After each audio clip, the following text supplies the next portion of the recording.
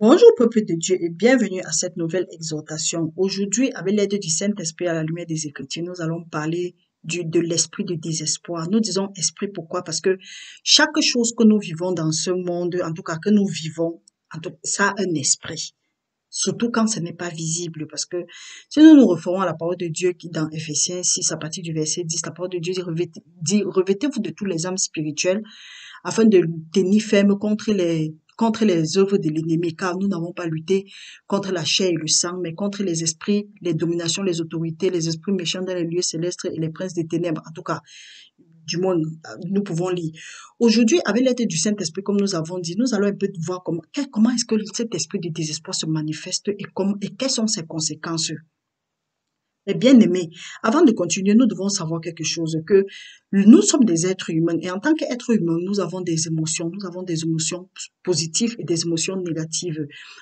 Cet esprit de désespoir est dans la classe des émotions négatives.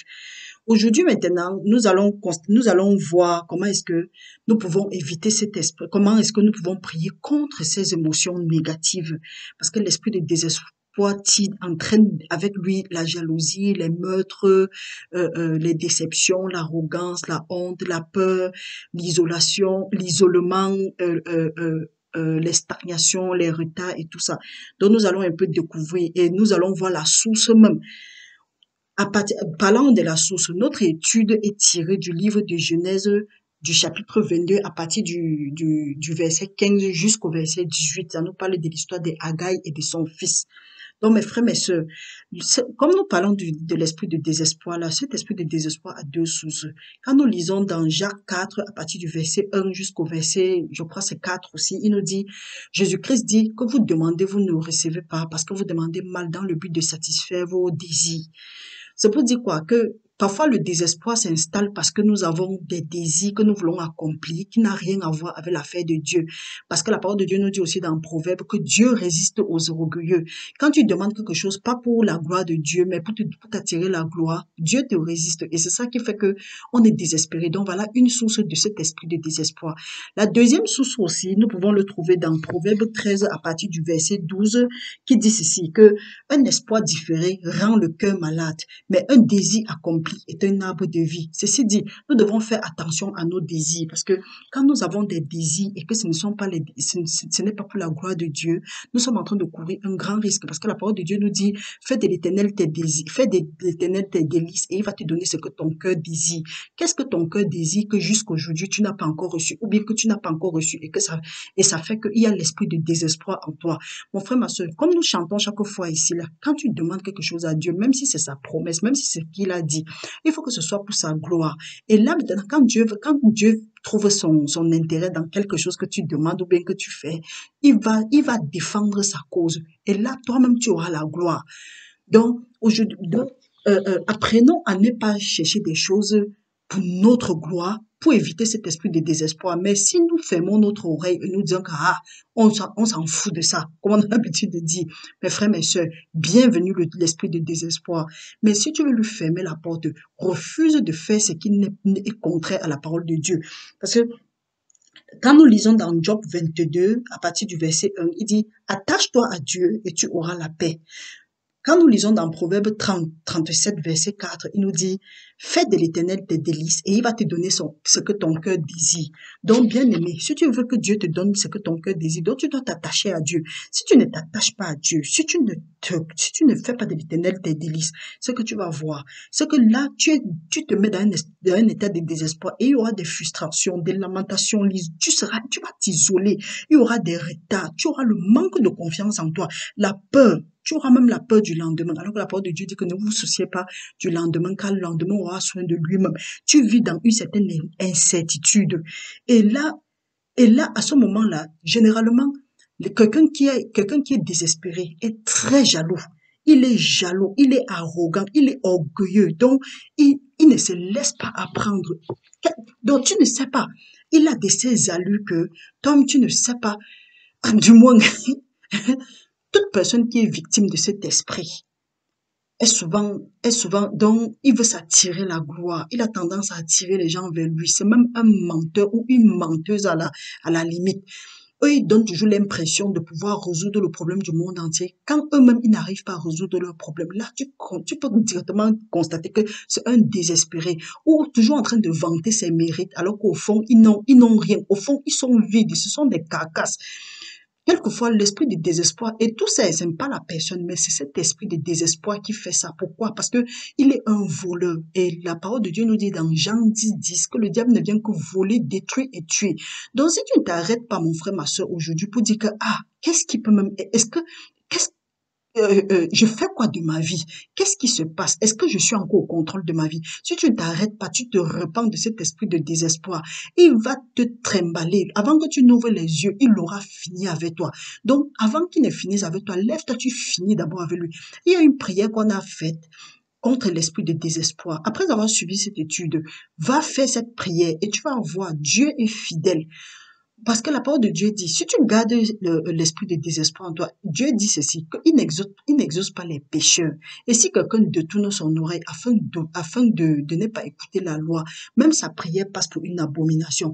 Donc ça ne sert à rien d'avoir cet esprit de désespoir, ou bien les branches, on peut dire les racines de cet esprit de désespoir, et tu es toujours en train de prier, tu jeûnes, tu fais tout ce qu'il y a à faire, tu fais l'aumône, tu fais ceci, tu fais cela, et tu attends que Dieu va t'exaucer. Non. C'est ça maintenant qui va encore apporter. Donc, ça nourrit même encore cet esprit de désespoir. Pourquoi? Parce que tu es en train de jeûner, tu demandes, tu fais confiance à Dieu pour quelque chose. Là, maintenant, ton espoir est différé et ça va rendre ton cœur malade. C'est pas pour rien que tu vois quelqu'un du jour au lendemain directement a le cœur malade. Pourquoi? Parce que la parole aussi de Dieu nous dit ceci, gardez votre cœur plus que toute autre chose parce que c'est d'elle que viennent les sources de vie. Donc, si tu ne gardes pas bien ton cœur, la source de désespoir va prendre le contrôle. Et là, maintenant, qu'est-ce qu'il va faire? La source de mort. C'est là où il y aura des jalousies. Tu vas te retrouver en train de faire des problèmes avec des gens, même sans savoir. Donc, l'esprit de désespoir fait que il y a des gens qui ont des langages déplacés. Ils n'ont pas de respect pour quelqu'un. Ils sont commets, jaloux, vantards. Tu te demandes, c'est quoi le problème? Et l'esprit de désespoir fait que quelquefois quelqu'un se couche, il ne dort pas parce qu'il est en train de réfléchir que oh, je vais faire comment pour dépasser tel, je vais faire comment pour avoir le bling bling, je vais faire comment pour que c'est moi qu'on voie, je vais faire comment, il est toujours en train de regarder, donc il est incertain, il est toujours en train de voir s'il y a quelqu'un qui est là pour le dépasser. Quand il voit quelqu'un qui le dépasse, il tombe directement malade. Mon frère, ma soeur, je vais t'exhorter, s'il y a un esprit de désespoir dans ta vie, si tu constates qu'il y a quelque chose qu'on a dit ici là qui se manifeste dans ta vie, ou bien quelque chose qui n'a rien à faire avec les fruits de l'esprit, ou bien un esprit que tu sais que ok, ça là n'a rien à faire avec le fruit de l'esprit, ou bien ça n'honore pas Dieu. Repends-toi aujourd'hui, dis que Seigneur, je me repens. Toi, esprit de désespoir, je renonce, je te renonce, je te dénonce, je me disassocie de toute alliance avec toi maintenant au nom de Jésus-Christ. Que le sang de Jésus-Christ me sépare, nous sépare au nom de Jésus. Je ne t'appartiens pas. Je suis le temple du Saint-Esprit de Dieu. Tu le refuses. Si tu ne fais pas ça, Dieu ne va pas venir faire ça à ta place. Parce que la parole de Dieu dit que c'est en confessant de la bouche et c'est en croyant dans ton cœur que tu parviens au salut. Donc, à partir d'aujourd'hui, là, sache que, et il faut savoir, même si l'esprit du désespoir, là, a pris une partie de ta vie, sache que la parole de Dieu nous dit dans Ecclésiaste 9:4 que qu'est-ce que veut dire? Que mieux un chien vivant qu'un lion mort. Un lion, quand il est vivant, il rougit seulement. Toute la forêt se calme. Mais quand il est mort, peu importe comment il peut se coucher. Un chien qui est vivant encore et encore, donc est 1000 fois mieux que lui. Et c'est ce que Ecclésiaste nous dit, que mieux vaut un chien vivant qu'un lion mort. Donc si aujourd'hui tu es encore vivant ou vivante, mon frère, ma soeur, il faut savoir qu'il y a de l'espoir pour toi. Parce que Dieu ne va pas t'abandonner. Il dit que avec lui, il y a de l'espérance. Avec Dieu, tes lendemains sont assurés. Peu importe ce que tu es en train de traverser, peu importe ce que cet esprit de désespoir t'a volé, sache aujourd'hui, ne sois pas désespéré parce que si tu es désespéré comme ça là, c'est le désespoir qui fait que des gens se sont retrouvés dans les mariages bizarres. Ils se sont retrouvés avec des enfants, avec des différents papas. Ils se sont retrouvés dans des sectes.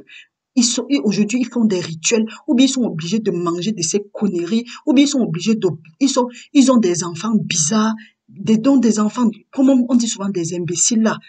C'est tout ça, c'est l'esprit de désespoir. C'est parce qu'on veut atteindre un but. On ne veut pas atteindre Dieu. On veut faire ça de nous-mêmes.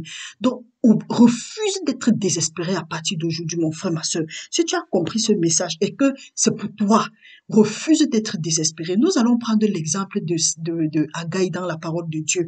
Nous avons parlé ici là de Haggai dans le livre de Genèse au chapitre 21 à partir du verset 15. La parole de Dieu nous dit, en passant même l'histoire de Haggai, c'est quoi? Sarah n'a pas eu d'enfant. Et comme Dieu avait promis les enfants à Abraham, elle a dit à Abraham que le temps est en train de passer. Je ne sais pas s'il sera encore à mesure d'accoucher. Nous voyons que Sarah aussi elle-même était désespérée.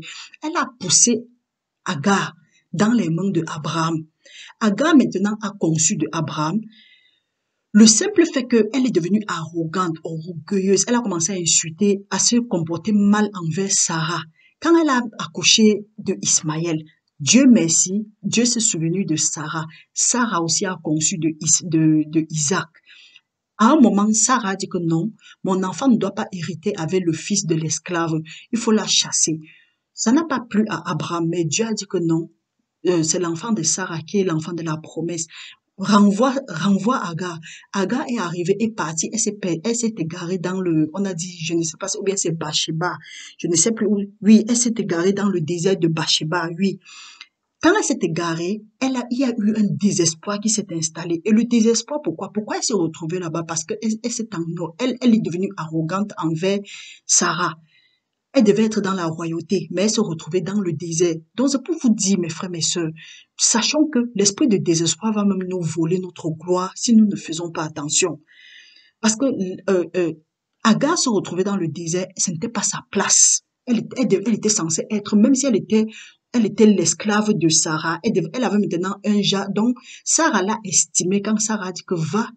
Abraham prend Agar. Il y avait d'autres servantes, mais c'est elle que Sarah a envoyée vers Abraham. C'est pour dire qu'elle était estimée. Donc maintenant, quand elle se retrouvait là-bas, elle s'est assise quelque part quand il n'y avait plus de l'eau. Elle est partie laisser l'enfant d'un côté et elle est partie de son côté. Dans le désespoir, elle s'est mise à pleurer. Mais Dieu se souvenu plutôt de Ismaël et il a écouté plutôt les pleurs d'Ismaël. C'est pour dire quoi? Que nos pleurs ne nous font rien, ne font rien à Dieu. Parce que si ça ne dépendait que de Agar, elle pouvait mourir là-bas, de Agar, elle pouvait mourir là-bas. Mais à cause de l'enfant, de la descendance de Abraham, Dieu se souvenu de Ismaël.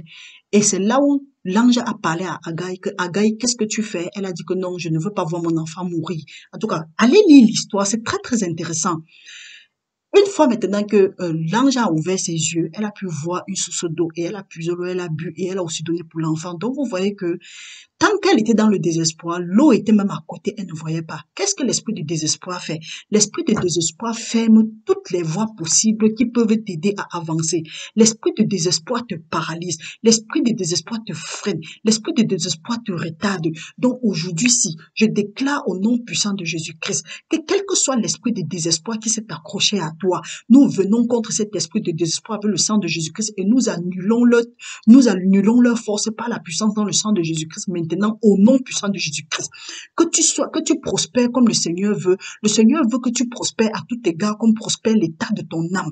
Que tu prospères maintenant à partir d'aujourd'hui à tout égard et que tu sois toujours la tête comme Dieu avait prévu avant la fondation du monde. Que si tu as raté ta destinée, que Dieu te réaligne à ta destinée maintenant au nom de Jésus-Christ. Le Seigneur a dit que ce que tu vas désirer, c'est ce qu'il va te donner. Je prie que tu désires ce qui est selon la volonté de Dieu à partir d'aujourd'hui et que tu fasses et que tu accomplisses ta mission sur la terre. Je demande maintenant, Seigneur, selon ta parole, tu as dit que tu vas nous restaurer les années que les sauterelles, le gazan, le gilet et l'asile ont consommé. Restaure les années que cet esprit de désespoir a volé à mon frère et à ma sœur maintenant au nom puissant de Jésus-Christ. Frères et sœurs, sachons que cet esprit de désespoir n'est pas le seul esprit. C'est un mauvais, en tout cas, ce sont les émotions négatives, pour ne pas dire maléfiques. Donc, et nous allons apprendre, en tout cas avec le temps, avec l'aide du Saint-Esprit à la lumière des Écritures, nous allons un peu parler plus des autres esprits, tels que l'esprit de peur, l'esprit de frustration, l'esprit de dépression, l'esprit d'arrogance, l'esprit d'anxiété, tout ça là, ce ne sont pas les esprits qui sont de Dieu. Donc Dieu te dit aujourd'hui, lève-toi, secoue, repens-toi de tout esprit qui n'est pas de Dieu dans ta vie et entre maintenant en possession de ta destinée. Parce que ça ne sert à rien de chanter chaque fois, j'entre en possession de ma destinée, j'entre en possession de ma destinée. Or, la parole de Dieu te dit de faire quelque chose, tu refuses de faire. Et mon frère, ma soeur, sache que, et comme on dit souvent, ne fais pas ça de toi-même. De toi-même, tu vas rater à l'avance. Parce que la parole de Dieu nous dit dans Zacharie 4:6, ce n'est ni pas la puissance, ce n'est ni pas la force, ni pas la puissance, mais c'est par l'Esprit de Dieu. Demande au Saint-Esprit de venir t'aider, parce que c'est pour ça que le Saint-Esprit est là. Parce qu'il y a même des choses que tu ne sais pas que tu dois prier sur ça. Mais le Saint-Esprit, par des soupirs et des supplications, sait, en tout cas, il sait ce que tu dois prier et il intercède pour toi.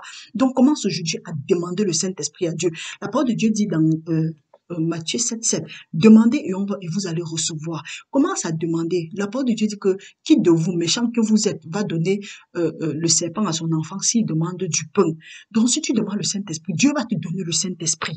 Demande le Saint-Esprit et il va te donner et tu vas exceller et aucun esprit de désespoir n'aura plus l'effet sur toi. Je prie maintenant que l'esprit qui va te suivre soit seulement l'esprit d'espoir au nom puissant de Jésus-Christ.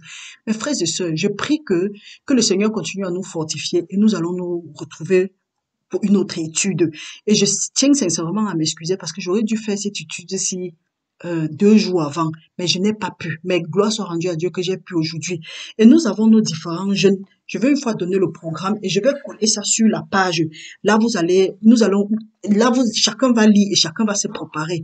Nous avons le jeûne du mois d'octobre, du 21 au 23 octobre, le jeûne du mois de novembre, du 18 au 20 novembre, et le jeûne du mois de décembre, du 16 au 18 décembre. Il y aura 3 vagues. En tout cas, chacun va choisir parce qu'il y aura le jeûne de 3 jours, il y aura le jeûne de 5 jours, il y aura le jeûne de 7 jours. Vous savez, 3 c'est la résurrection, 5 c'est la grâce et 7 c'est l'accomplissement. Donc, chacun peut faire comme il entend. Donc, et vous savez, nous sommes à la fin d'année. C'est pourquoi je donne une fois là. Chacun va se préparer selon en tout cas, comme il est conduit par le Saint-Esprit. Nous nous reverrons à la prochaine. Je prie que le Seigneur veille sur toi et que tu passes une très bonne nuit ou bien une très bonne journée, peu importe l'endroit où tu te trouves maintenant. Et que le Seigneur continue à te fortifier, que l'ange de l'Éternel campe autour de toi et de ta famille pour vous arracher de tout danger. Partage massivement cette exhortation. Et s'il te plaît, n'oublie pas de mettre le pouce, d'appuyer sur le pouce bleu. Et le Seigneur te bénira. Au nom puissant de Jésus, nous avons prié. Amen.